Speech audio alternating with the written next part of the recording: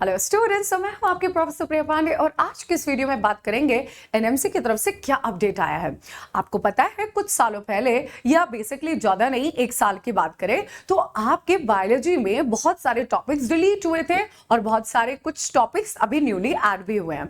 तो आज के सेशन में आप देखेंगे कि क्या टॉपिक्स आपको पढ़ना है इस एग्जाम में 2025 के लिए जो आपके कॉन्फिडेंस को बूस्टअप कर सकता है, क्योंकि अभी कुछ क्लैरिफिकेशन नहीं आया था। कुछ दिनों के पहले तक आपको क्लैरिफिकेशन नहीं था फ्रॉग आएगा कि आएगा, कॉकरोच नहीं है इस बार के टॉपिक में। एनसीईआरटी की न्यू रिवाइज्ड बुक आई है उसमें तो कॉकरोच नहीं है, तो क्या इस बार कॉकरोच नहीं आएगा?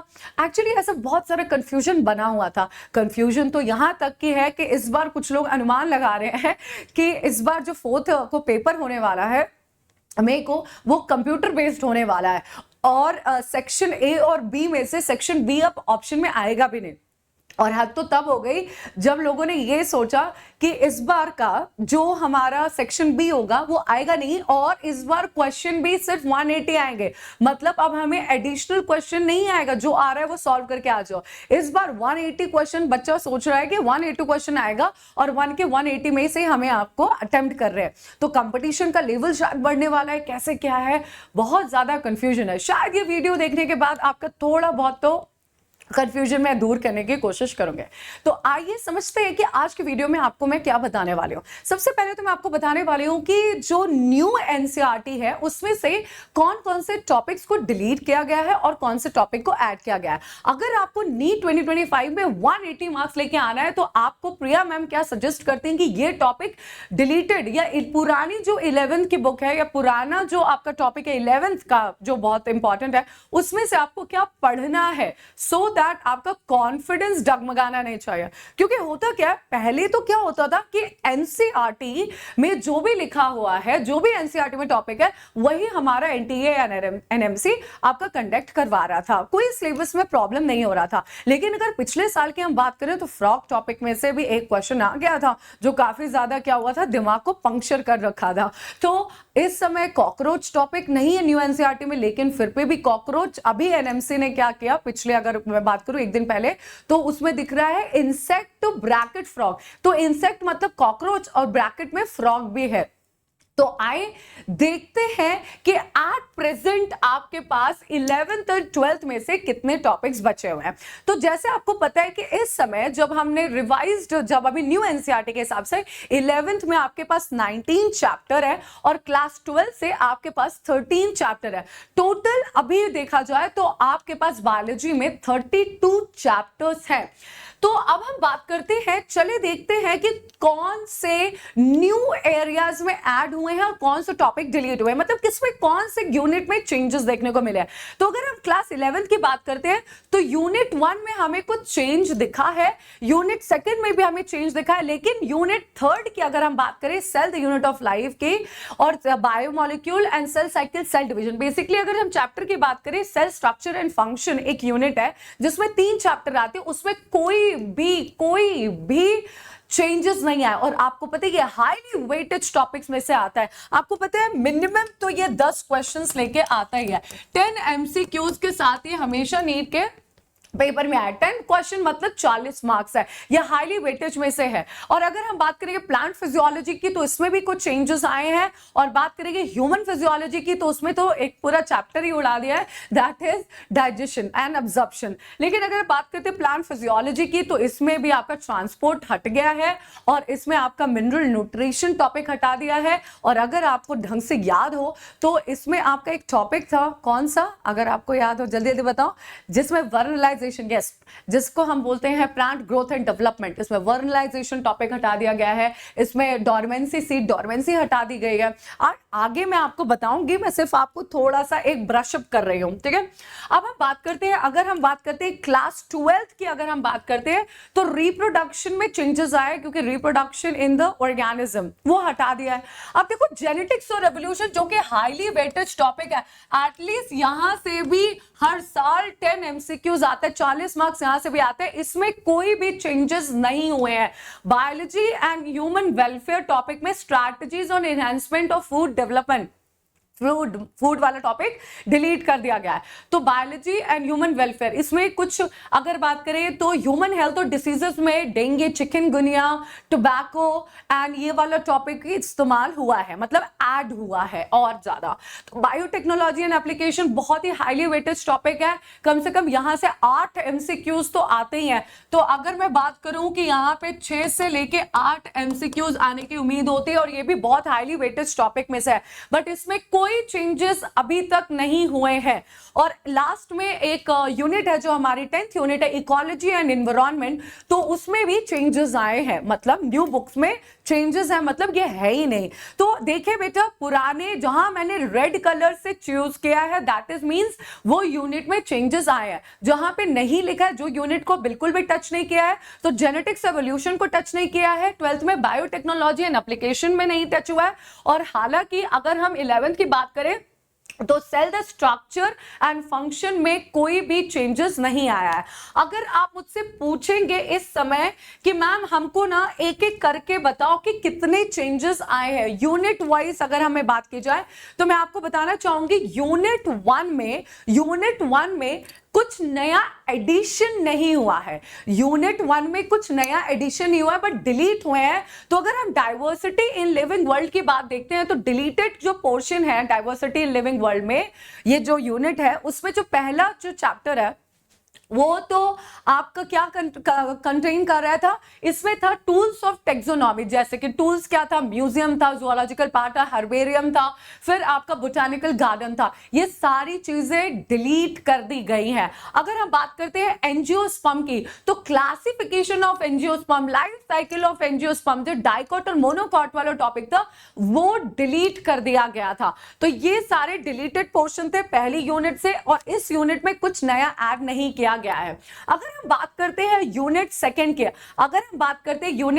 की, तो उसमें ना अगर न्यू एनसीईआरटी की बात करें तो कॉकरोच टॉपिक को डिलीट कर दिया गया था, या कॉकरोच टॉपिक था ही नहीं। लेकिन अभी जो कल एनएमसी का रिपोर्ट आया है उसमें उसने दिया है इंसेक्ट, वो आ रहा है और ब्रैकेट में फ्रॉग भी आ रहा है।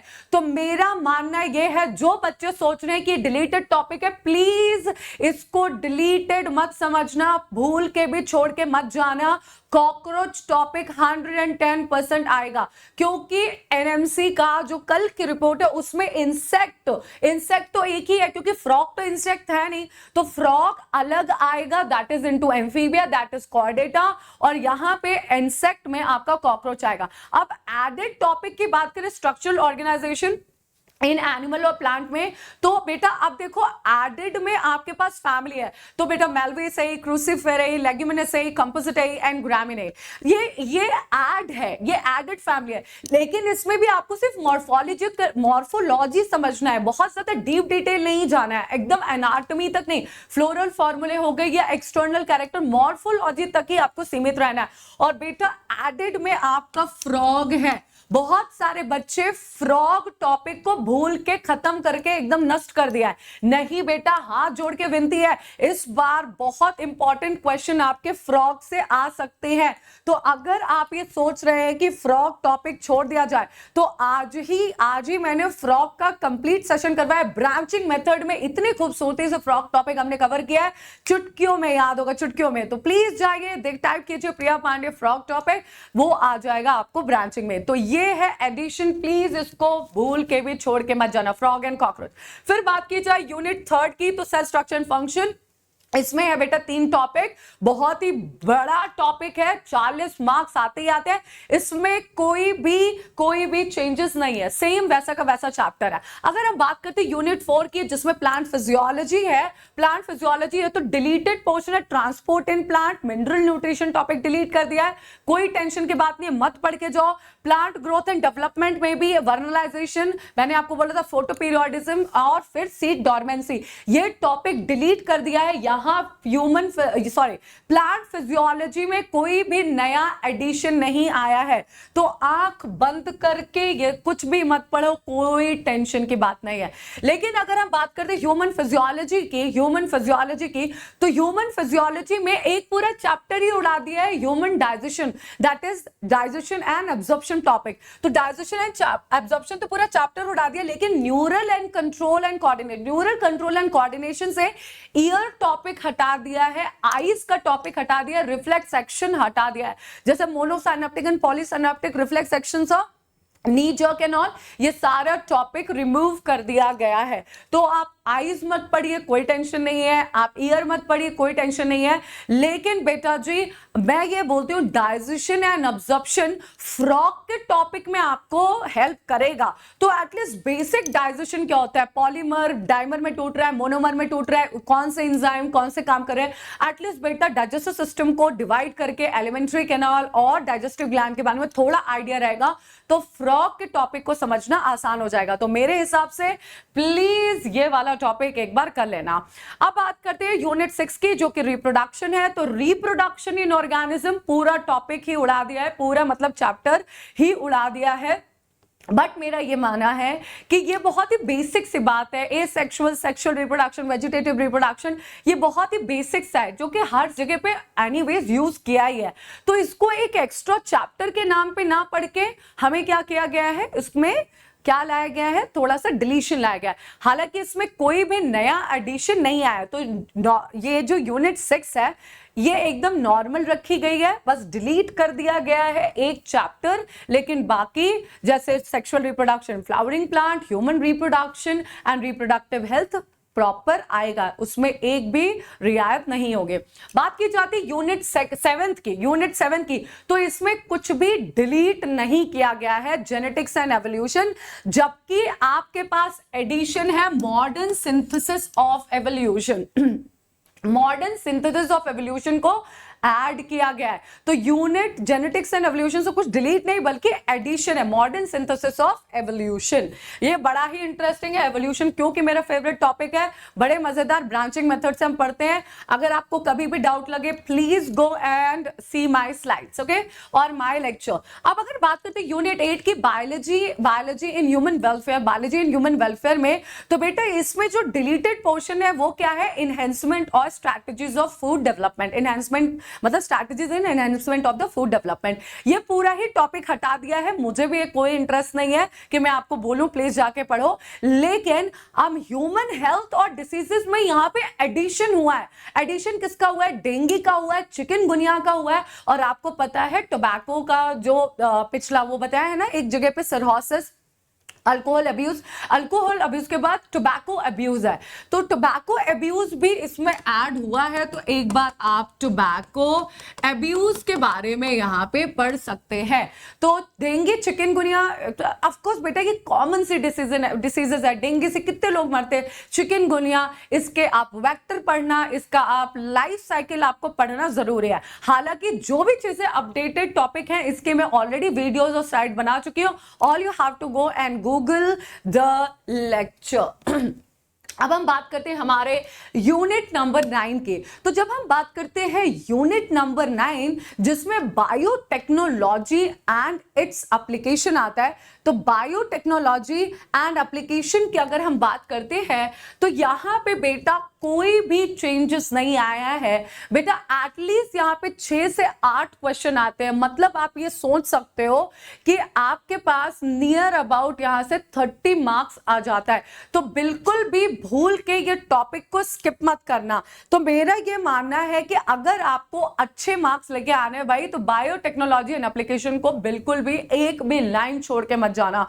बहुत ही इंटरेस्टिंग लेक्चर है और इसमें आपका कोई भी चेंजेस नहीं किया गया है। सबसे बढ़िया डिसीजन शायद इन लोगों ने यही लिया है, ठीक है। अब हम बात करते हैं यूनिट 10 की। तो अगर आप यूनिट 10 देखते हो तो आपको पता चलेगा डिलीटेड पोर्शन जो है यूनिट 10 क्या है, of course ecology and environment. तो यहाँ पे सबसे पहला जो चैप्टर ऑर्गेनिज्म एंड पॉपुलेशन, तो ऑर्गेनिज्म में हैबिटेट की बात बताई गई थी, पॉपुलेशन बताया गया था और इकोलॉजिकल अडेप्टेशंस बताई गई थी। ये सारे टॉपिक्स रिमूव कर दिए गए हैं। अगर हम इकोसिस्टम की बात करते हैं तो न्यूट्रिएंट साइकिल, अगर आपको कार्बन याद हो, CO2 and nitrogen cycle, phosphorus cycle, वो सारे साइकिल रिमूव कर दिए। इकोलॉजिकल सक्सेशन रिमूव कर दिया गया है और इकोलॉजिकल सर्विसेज जैसे पॉलिनेशन, फिर वाटर, सॉइल, ये से कैसे आपका इकोलॉजिकल सर्विसेज दिया गया था। तो बेटा ये वाले क्वेश्चन रिमूव कर दिए, ये वाले सब टॉपिक्स रिमूव कर दिया, चैप्टर नहीं, ये वाले सब टॉपिक्स, और पूरा का पूरा चैप्टर रिमूव कर दिया गया है एनवायरमेंटल इश्यूज। तो एनवायरमेंटल इश्यूज तो पूरा चैप्टर ही रिमूव कर दिया गया है। लेकिन मैम इसमें कुछ एडिशन आया है। बिल्कुल बेटा, अगर हम बायोडाइवर्सिटी की बात करते हैं तो बायोडाइवर्सिटी में रेड डेटा बुक को ऐड किया गया है। तो ये बहुत ही इंटरेस्टिंग है क्योंकि इसमें एग्जामिनर आपसे क्वेश्चन पूछेगा Which is the threatened species, वो इतने vulnerable species कौन है, endangered species कौन है, तो नंबर आपको याद रखने पड़ते हैं। बायोडाइवर्सिटी एक ऐसा टॉपिक है जो बेटा सिर्फ ट्रिक से याद हो सकता है, उसमें कितना ही समझोगे। तो आपको तो पता ही है, जैसे कि मैं जाने जाती हूँ शॉर्ट ट्रिक बाय क्वीन के हिसाब से, तो आपको मैं बहुत अच्छा बायोडाइवर्सिटी का ट्रिक दे सकती हूँ। तो प्लीज बायोडाइवर्सिटी भूल के भी मिस मत करना, बहुत आसान तरीका है। तो रेड डाटा बुक को ऐड किया गया है और इसको आप बिल्कुल भूल नहीं सकते। अब आप मुझसे पूछेंगे मैम एक बात बताओ, अगर मुझे 360 मार्क्स पाना है, अगर मुझे 360 मार्क्स पाना है तो आपके हिसाब से क्या मुझे छोड़ के नहीं जाना चाहिए, वो भी पढ़ लेना चाहिए? क्योंकि बेटा एक बात बताऊं क्या, अगर देखो बहुत सारे जो बच्चे हैं उनको बहुत सारे टीचर्स अभी वीडियो, अब देखो बेटा अभी समय आ गया है पेपर का और एनएमसी कुछ ना कुछ इधर उधर मैसेज दे ही रही है, कुछ ना कुछ तो रिलीज कर ही रही है, प्रेस कॉन्फ्रेंस फलाना फलाना। अब उसके हिसाब से बहुत सारे टीचर भी आ जाते हैं कैमरा एंड ऑल के सामने स्लाइड लेके। तो कुछ टीचर्स या कुछ बॉडीज का ये मानना है कि इस बार पेपर में सेक्शन ए और सेक्शन बी नहीं आएगा। ठीक है, इस बार पेपर में सेक्शन ए सेक्शन बी नहीं आएगा, सिर्फ और सिर्फ सेक्शन ए आएगा। मतलब there will be no choice, क्योंकि देखो बेटा physics, chemistry, botany and zoology, तो हर जगह पे कितने क्वेश्चन आ रहे थे, हर जगह पे 50 क्वेश्चन आ रहे थे। आपको सेक्शन ए से सारे क्वेश्चन सॉल्व करने थे, लेकिन सेक्शन बी में आपको 15 क्वेश्चन होंगे जिसमें से आपको 10 क्वेश्चन सॉल्व करने थे। तो आपके पास चॉइस था कि 15 में से 10 ही क्वेश्चन आपको आपके चॉइस के करने हैं। लेकिन लोगों का मानना है, अभी तक कोई ऑफिशियल डिस्क्लेमर नहीं आया, लेकिन कुछ जो लोग का मानना है कि इस बार सेक्शन बी नहीं आएगा, 180 क्वेश्चन आएंगे और 180 क्वेश्चन ही हमें सॉल्व करना है।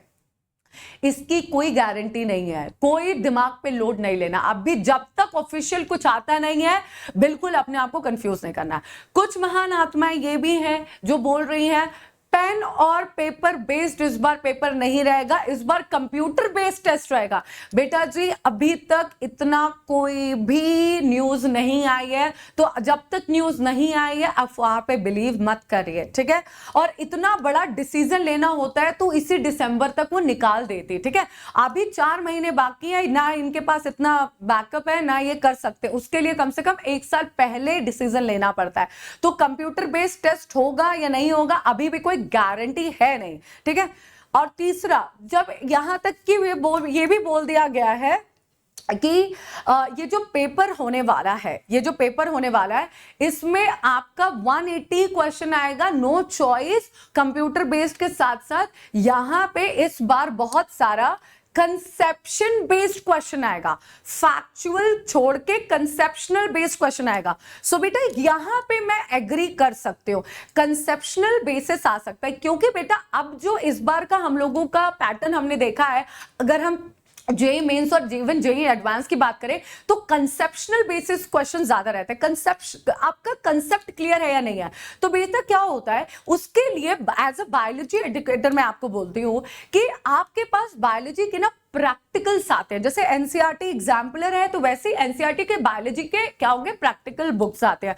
तो प्लीज प्रैक्टिकल बुक्स को उठाओ, क्योंकि एग्जामिनर क्या दे सकता है, तो ये कहेगा राम और श्याम ये थे, इनने ये बात किया और इस खाना खाते खाते खाना इनका क्या हुआ, खाना खा रहे थे, फिर बीच में क्या हुआ, राम बोलने लग गया, फिर बाद में उसको खांसी आने लगी, तो खांसी आ रही थी मतलब कहां पे प्रॉब्लम है, तो हमें पता है कि फूड पाइप में कुछ तो फंस गया होगा इसीलिए। तो क्या हुआ कि कंसेप्शनल बेस्ड क्वेश्चन आ सकते हैं, मतलब वो आपको कुछ प्रैक्टिकल इंफॉर्मेशन से पूछ सकते हैं, तो प्लीज उसके लिए आपको प्रैक्टिकल्स के पेपर, मतलब ये जो एनसीईआरटी प्रैक्टिकल है, ये जो एग्जाम्पलर है, वो आपको सॉल्व करने ही पड़ेंगे। तो आप थोड़ा सा कंसेप्शनल बेस्ड क्वेश्चन लगाओ, कंसेप्ट क्लियर है तो बड़े आसानी से क्वेश्चन सॉल्व कर सकते हो। तो यहां तक मैं मान सकती हूं कि भैया 20% जो क्वेश्चन आएंगे वो कंसेप्शनल बेसिस पे होंगे।